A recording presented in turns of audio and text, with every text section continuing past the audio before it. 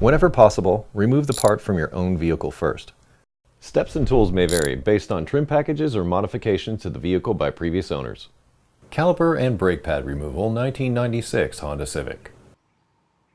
Tools required will be a 14mm, 12mm, a 17mm socket, and a 1/2-inch breaker bar is recommended.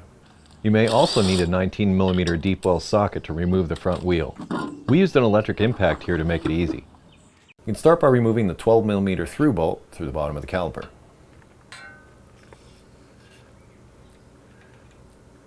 With the bolt removed, you can pivot the caliper up and slide it off of its upper slide pin.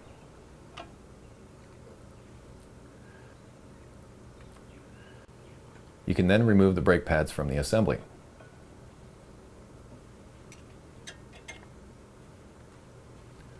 To remove the caliper bracket, there are two 17mm fasteners that hold it to the knuckle assembly.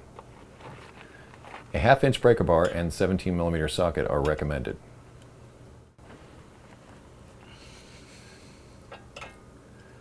Once the fasteners are broken loose, they should easily turn out.